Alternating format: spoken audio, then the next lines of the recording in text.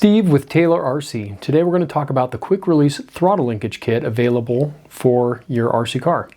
A lot of times a quick release throttle linkage holds a lot of different purposes. One of the main reasons to install a quick release throttle linkage on your car is for easy access to remove and install your engine while you're doing maintenance. This is especially helpful when you're installing a reed-cased engine into your RC car like a low C5T or an MCD. The reason being, with a reed case, it relocates the carburetor slightly different than a standard Zenoa engine. The carburetor itself is moved a little bit further out. So what happens is your stock throttle linkage doesn't reach the new carburetor position. So this here is the quick release throttle linkage.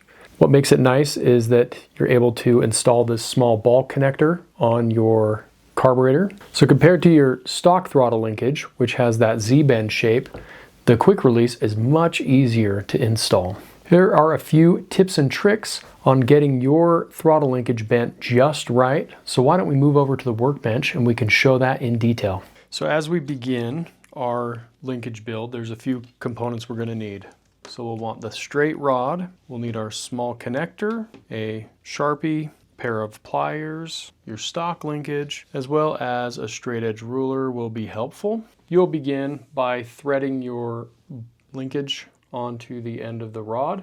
You got to be really careful because these threads are a little delicate, and so you just want to very loosely install it.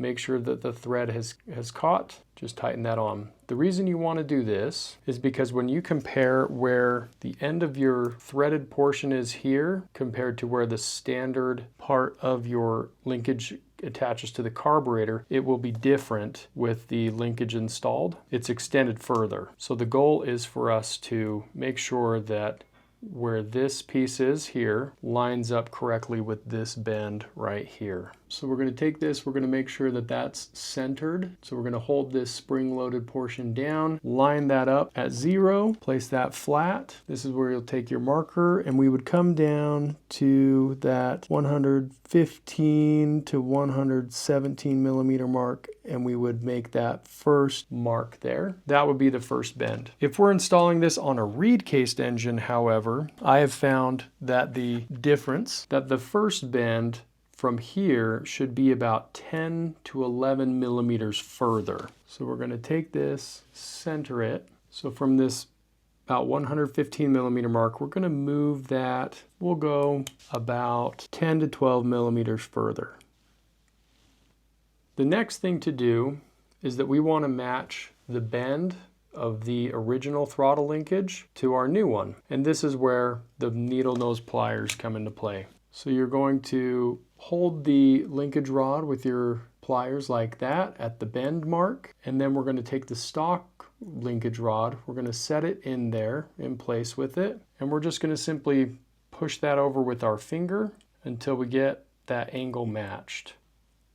The next thing to do is we're going to measure the length of this portion here between these two bends. And we find it to be, about 32 millimeters. So we'll come back to our new linkage rod. We'll place that there, go to about 32 millimeters.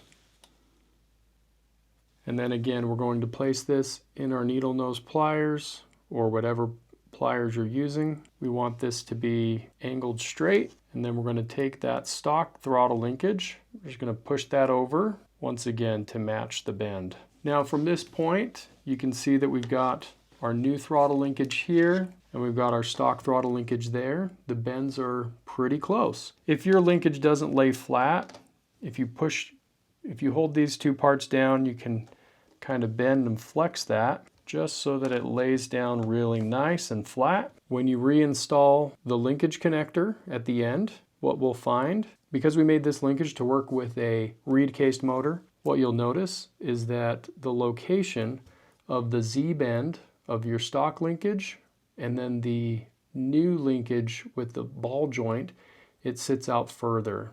That should match where your carburetor goes. And then with this back portion of the throttle linkage that goes to the servo horn, you can simply trim that to length, whatever suits your purposes.